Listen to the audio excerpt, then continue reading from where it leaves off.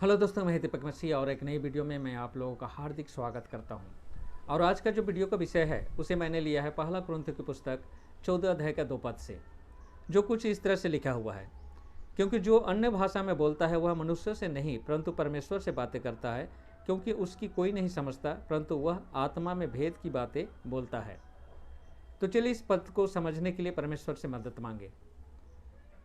समर्थ पिता, हम तेरा धन्यवाद करते हैं इस समय के लिए। अभी हम तेरे हाथों में समर्पित होते हैं। इस पद को समझने के लिए हमारी सहायता और मदद कर, और जो लोग इस वीडियो को देख रहे हैं सबके साथ हो। धन्यवाद के साथ यीशु के नाम से मांगते हैं, आमीन। दोस्तों, यह पद पवित्र आत्मा के एक वरदान के बारे में है, और वह वरदान है अन्य भाषा में बातें करने की सामर्थ्य। और दोस्तों, मैं आपको बता दूं कि भाषा ही वह माध्यम है जिसके माध्यम से हम कम्युनिकेट कर सकते हैं, और परमेश्वर का सुसमाचार को प्रत्येक व्यक्ति तक पहुंचाने के लिए सबसे महत्वपूर्ण जो चीज़ है वह भाषा ही है दोस्तों। और इसीलिए पवित्र आत्मा अन्य भाषा में बोलने की सामर्थ्य अपने कर्मियों को देता है। अब यहाँ पर सवाल उठता है कि वह भाषा कोई नहीं समझता, यहाँ बताया गया है। तो पवित्र आत्मा ऐसी भाषा को क्यों इस्तेमाल करेगा जो किसी काम का ना हो? ऐसी भाषा को क्यों मतलब कि बोलने की सामर्थ्य देगा जो किसी के पल्ले ना पड़े? क्या सचमुच यह पद ऐसी कोई भाषा के बारे में बोलता है जिसको कोई नहीं समझ सकता? तो चलिए उन लोगों से मिलते हैं जिन्हें पवित्र आत्मा ने अन्य भाषा में बोलने की सामर्थ्य प्रदान किया था। और इसके लिए हमें जाना पड़ेगा प्रेरित की पुस्तक 2 अध्याय में, जहाँ पर यीशु के शिष्यों को पवित्र आत्मा ने अन्य भाषा में बोलने की वरदान दिया था। तो चलिए देखते हैं कि उन्हें कौन सी भाषा को बोलने की सामर्थ्य पवित्र आत्मा ने दिया था। जैसा कि लिखा है, जब पेंतेकोस्त का दिन आया तो वे सब एक स्थान पर एकत्रित थे। एकाएक आकाश से एक प्रचंड आंधी सी सनसनाहट का शब्द हुआ, और उससे सारा घर जहाँ वे बैठे हुए थे गूंज गया, और उन्हें आग के समान जीभें विभाजित होती हुई दिखाई दी, और उनमें से प्रत्येक पर आ ठहरी। वे सब पवित्र आत्मा से भर गए, और जैसे आत्मा ने उन्हें बोलने की सामर्थ्य दी थी अन्य भाषाओं में बोलने लगे। तो यहाँ पर हम लोग देखते हैं कि यीशु के शिष्यों को पवित्र आत्मा अन्य भाषा में बोलने की वरदान दे रहा है। तो वचन में आगे बढ़ने से पहले मैं आपको एक छोटी सी जानकारी दे देता हूँ। यीशु के जितने शिष्य थे वे गलील और आसपास के गांवों के रहने वाले थे, और वे ओनली वन भाषा जानते थे जो वहाँ का लोकल लैंग्वेज था, और वे कभी विदेश नहीं गए, कोई दूसरी भाषा उन लोगों ने नहीं सीखा था। अब चलिए आगे की घटना को देखते हैं कि जब पवित्र आत्मा ने उन्हें अन्य भाषा में बोलने की सामर्थ्य दिया तो वह कौन सी भाषा थी जो उसके शिष्यों ने बोले।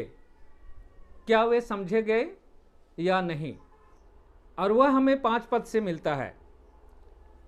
लिखा है, जेरूशलेम में यहूदी रहा करते थे, अर्थात वे भक्त जो आकाश के नीचे स्थित प्रत्येक देश से आए थे। तो इस 5 पद को मैं बता दूं कि ये पासओवर का टाइम था, और यहूदी लोगों का सबसे बड़ा त्यौहार जो प्रत्येक साल मनाया जाता था। और इस त्यौहार में लोग 3 महीने तक दूर दूर से आकर यरूशलेम में रहते थे और खूब धूमधाम से इस त्यौहार को मनाते थे। 6 पद में लिखा है, जब यह शब्द हुआ तो भीड़ लग गई और लोग भौचक्के हो गए, क्योंकि प्रत्येक ने उनको अपनी ही भाषा में बोलते सुना। ये क्या हो रहा है? यीशु के शिष्य लोग जो भाषा बोल रहे हैं, सुनने वाले लोग भौचक्के होकर बोलते हैं कि प्रत्येक जन अपनी अपनी भाषा में उनको प्रचार करते सुन रहा है। चलिए और क्लियर होते हैं। वे आश्चर्यचकित और विस्मित होकर कहने लगे, ये सब जो बोल रहे हैं क्या गलीली नहीं? तब यह कैसी बात है कि हम में से प्रत्येक अपनी ही मातृभाषा में उन्हें बोलते हुए सुनता है? आश्चर्यचकित हो रहे हैं। तो दोस्तों, यहाँ पर हम लोग क्या देख रहे हैं कि यीशु के शिष्य सिर्फ एक भाषा जानते थे। वे गलील और आसपास के गांवों के रहने वाले थे, लेकिन दूर दराज से दूसरे भाषा बोलने वाले लोग यहाँ पर उपस्थित थे। वे इनके मुंह से अपनी भाषा में परमेश्वर की महिमा सुन रहे थे। और इसीलिए वे अचंभित थे। अब आगे चलिए कि यीशु के शिष्य लोग जो अन्य भाषा में बोल रहे थे वे कौन सी भाषा थे। 8 पद से पढ़े तो लिखा है, तब यह कैसी बात है कि हम में से प्रत्येक अपनी ही मातृभाषा में उन्हें बोलते हुए सुनता है।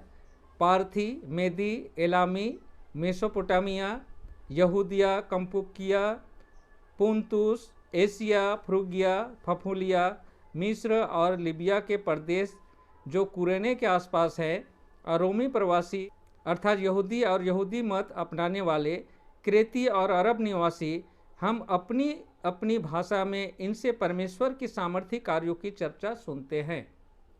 तो यहाँ पर इतने सारे भाषा यहाँ पर दिए गए हैं जो बोले जाते थे और समझे भी जाते थे, और वहाँ के रहने वालों का ये मातृभाषा था। लेकिन यह भाषा कौन लोग बोल रहे थे? यीशु के शिष्य लोग, और ये लोकल भाषा के अलावा कुछ नहीं जानते थे।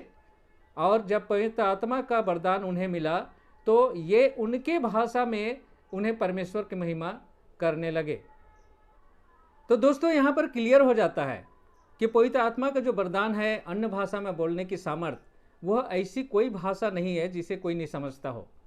अब चलिए वापस पहला कुरिन्थियों 14 अध्याय में जाते हैं और देखते हैं कि वहाँ पर क्या गड़बड़ी है। तो एक बार फिर से हम उस पद को पढ़ते हैं। लिखा है, क्योंकि जो अन्य भाषा में बोलता है वह मनुष्यों से नहीं परंतु परमेश्वर से बातें करता है, क्योंकि उसकी कोई नहीं समझता, परंतु वह आत्मा में भेद की बातें बोलता है। अब यहाँ पर कन्फ्यूजन है कि वो जो बोलता है कोई नहीं समझता है।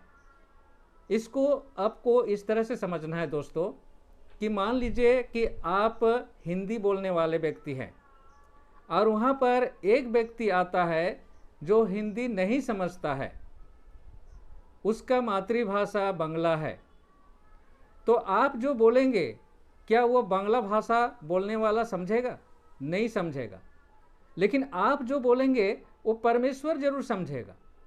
और इसी बात को यहाँ पर बताया जा रहा है कि जो अन्य भाषा में बोलता है वो परमेश्वर से बातें करता है, तो परमेश्वर हर भाषा को समझता है। लेकिन अन्य जो उस भाषा को नहीं जानते हैं वो कैसे समझेगा? इसका मतलब ये नहीं है कि एक ऐसी भाषा जो बोल रहा है वो भी नहीं समझता हो, बोलने वाला को समझ आना ही पड़ेगा। ऐसी भाषा को परमेश्वर यूज नहीं करता है जिसको कोई नहीं समझता हो। चलिए आगे देखते हैं। पौल यहाँ पर खुद क्लियर कर दिया है। अगर हम लोग 6 पद से पढ़ें तो यहाँ पर अन्य भाषा में जो गड़बड़ी करते हैं, जो लोग इसको मिसयूज या मिसलीड करते हैं, मिस इंटरप्रेट करते हैं, उनके बारे में यहाँ पर बहुत ही क्लियर पौल ने बताया है। भाइयों, यदि मैं तुम्हारे पास आकर अन्य भाषा में बोलूँ तो मुझसे तुम्हें क्या लाभ होगा, जब तक कि मैं प्रकाश अथवा ज्ञान का, नबूवत या शिक्षा की बातें न बोलूं? इसी प्रकार जीवित वस्तुएं भी जिनसे ध्वनि निकलती है, चाहे बांसुरी या बीना, यदि इनके स्वरों में अंतर ना हो तो यह कैसे ज्ञात होगा कि बांसुरी या बीना पर क्या बजाया जा रहा है? यदि तुरही से अस्पष्ट ध्वनि निकले तो कौन युद्ध के लिए तैयारी करेगा? इसी प्रकार तुम भी यदि जीभ से साफ साफ ना बोलो तो जो बोला गया वह कैसे समझा जाएगा? तुम तो हवा से बातें करने वाले ठहरोगे। इस संसार में न जाने कितने प्रकार की भाषाएं हैं, उनमें से कोई भी अर्थहीन नहीं है। इतना क्लियर पौल ने समझा दिया है, फिर भी कुछ लोगों को समझ में नहीं आता है और वे इसको मिस इंटरप्रेट करके गलत ढंग से लोगों को सिखाते हैं। यहाँ पर पौल क्लियर बोलता है कि अगर मैं अन्य भाषा में बोलूं तो तुम्हें क्या समझ आएगा? और मैं आपको बता दूं, पौल सबसे ज़्यादा अन्य भाषा बोल सकता था क्योंकि वो देश विदेश में घूम घूम कर बहुत सारे भाषा को सिखाता, और इसे खुद वह बताता है। जैसा कि अगर हम लोग 18 पद को पढ़े तो लिखा है, मैं परमेश्वर का धन्यवाद करता हूं कि मैं तुमसे बढ़कर अन्य अन्य भाषाओं में बोलता हूं। तो पौल बहुत सारे भाषा जानता था, लेकिन जो भाषा मेरे समझ में नहीं आएगा उस भाषा में अगर वो मुझसे बातें करेगा तो मुझे क्या लाभ होगा? वही चीज़ यहाँ पर समझाने की कोशिश किया है पौल ने। यहाँ पर साफ बोलता है कि ध्वनि अगर स्पष्ट ना हो तो कैसे समझा जाएगा कि उसमें क्या बजाया जा रहा है? उसी तरह से जब हम लोग स्पष्ट ना बोले तो क्या बोला जा रहा है कैसे समझा जाएगा? और यहाँ पर 10 पद में पॉल क्लियर कर देता है कि कोई भी भाषा अर्थहीन नहीं है, यानी प्रत्येक भाषा का अर्थ है, और जब अर्थ है तो उसे अवश्य समझा जाता है। तो दोस्तों, पवित्र आत्मा का जो वरदान है चर्च की उन्नति के लिए है, और पवित्र आत्मा का वरदान के बारे में 12 अध्याय में दिया गया है। अलग अलग व्यक्ति को उसके एबिलिटी के अनुसार अलग अलग वरदान दिया गया है, और अन्य अन्य भाषा में बोलने की सामर्थ्य सभी को नहीं दिया गया है। अगर हम पहला कुरिन्थियों की पुस्तक 12 अध्याय में जाएं और 12 का 10 पद को पढ़ें, जहाँ पर अन्य अन्य भाषा के बारे में बताया गया है, तो लिखा है किसी को भिन्न भिन्न प्रकार की भाषाएं बोलने और किसी को भाषाओं का अर्थ बताने का वरदान दिया जाता है। यहाँ पर अन्य भाषा में बोलने की सामर्थ्य प्लस उसका अर्थ बताने का सामर्थ्य भी दिया जाता है।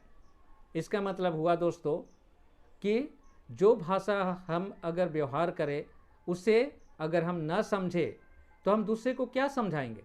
तो इसका कंक्लूशन कुछ इस तरह से पॉल ने दिया है। यदि हम लोग पहला कुरिन्थियों की पुस्तक 14 अध्याय का 26 से 33 पद तक अगर पढ़े तो कुछ इस तरह से दिया गया है। भाइयों, फिर क्या करना चाहिए? जब तुम एकत्रित होते हो तो प्रत्येक के मन में भजन या उपदेश या प्रकाशन या अन्य भाषा का अनुवाद होता है। सब कुछ आत्मिक उन्नति के लिए होना चाहिए। यदि कोई अन्य भाषा में बोले तो 2 या अधिक से अधिक 3 जन क्रम से बोले तथा एक व्यक्ति अनुवाद करे। परंतु यदि अनुवादक ना हो तो वह कलीसिया में चुप रहे तथा अपने आप से और परमेश्वर से बोले। और 33 पद में लिखा है, क्योंकि परमेश्वर गड़बड़ी का नहीं परंतु शांति का परमेश्वर है, जैसा कि पवित्र लोगों की सब कलीसियाओं में है। तो दोस्तों, मैं विश्वास करता हूं कि मेरा यह छोटा सा प्रयास इस गंभीर विषय को समझने में आप लोगों को अवश्य मदद किया होगा। अगर वीडियो अच्छा लगे तो लाइक ज़रूर कीजिए, और इसी तरह का और भी वीडियो देखने के लिए मेरे चैनल को सब्सक्राइब करके बेल आइकन को दबाकर ऑल सेलेक्ट करना ना भूलें। तो आज का वीडियो मैं यहीं पर समाप्त करता हूं। मिलता हूं अगले वीडियो में। तब तक परमेश्वर की आशीषों का आनंद उठाइए। परमेश्वर आप लोगों के साथ हो। आमीन।